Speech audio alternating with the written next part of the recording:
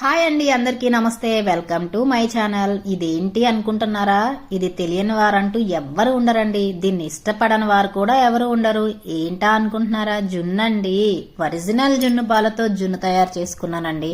అనుకోకుండా జున్ను పాలు దొరికాయి, అందుకే ఇలా తయారు చేసుకున్నాను. చాలా బాగుందండి, కొబ్బరి ముక్కలాగా.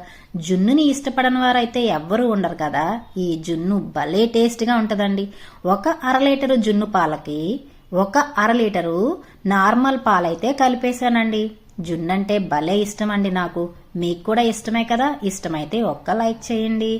సరే చూడండి, ఒక 1/2 లీటరు జున్ను పాలకి ఒక 1/2 లీటరు గోల్డ్ పాలైతే కలిపేశానండి. సో ఆ రెండు కలిపితే 1 లీటరు జున్ను పాలైతే రెడీ అయిపోయినాయి. అసలు అందులో వాటర్ మాత్రం యూజ్ చేయలేదండి. చూడండి, ఈ రకంగా రెండు మిక్స్ చేసేసాను. నార్మల్ పాలు ఫ్రిడ్జ్ లో పెట్టడం వల్ల ఐస్ అలా ఉండిపోయిందండి. సో లీటరు పాలకి ఒక 1/2 కిలో బెల్లం మాత్రమే వేసానండి. లైట్ టేస్ట్ తోటి, లైట్ స్వీట్ తోటి ఈ జున్ను అయితే చాలా బాగుంటదండి. అచ్చం కొబ్బరి ముక్కలా అయితే వచ్చేస్తుందండి. చూడండి, 2 యాలకులు వేశాను. అలానే ఒక 15 మిరియాల వరకు వేశాను. వేసి బాగా కలిపానండి. ఏదైతే బెల్లం ఉందో ఆ బెల్లం మొత్తం కరిగిపోవాలన్నమాట. లేకపోతే అక్కడక్కడ బెల్లం గడ్డలు ఉండిపోతాయి.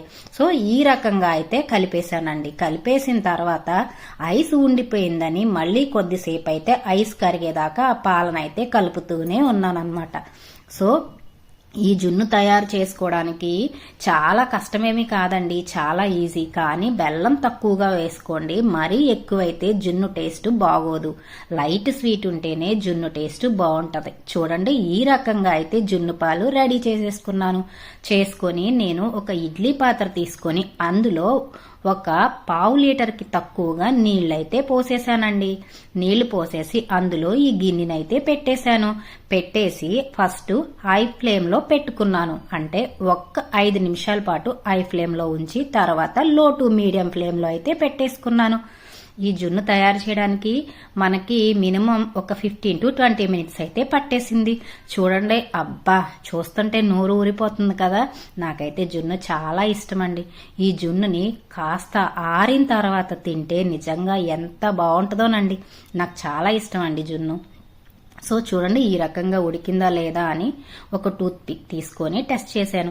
బాగా ఉడికిపోయిందండి. నిజంగా కొబ్బరి ముక్కలా ఉందండి. మరుసటి రోజుకైతే నిజంగా టేస్ట్ ఎంత బాగుందంటే అంత బాగుందండి. మాటల్లో చెప్పలేను. చాలా బాగా నచ్చింది. మీకు కూడా జున్ను పాలు దొరికితే వెంటనే ఒకసారి తయారు చేసుకొని తినేసేయండి. చూడండి, ఈ జున్ను ఎంత బాగా వచ్చిందో. చాలా బాగుందండి జున్ను. లైట్ స్వీట్ తోటి అంత టేస్టీగా ఉందంటే అంత టేస్టీగా ఉంది. జున్ను తింటే హెల్త్కి మంచిది కాదు అంటూ ఉంటారు. నిజమేనండి, కానీ మనకి రెగ్యులర్ గా దొరకదు కాబట్టి ఎప్పుడైనా ఒక ముక్క తినడం వల్ల ప్రాబ్లం ఏమీ ఉండదండి.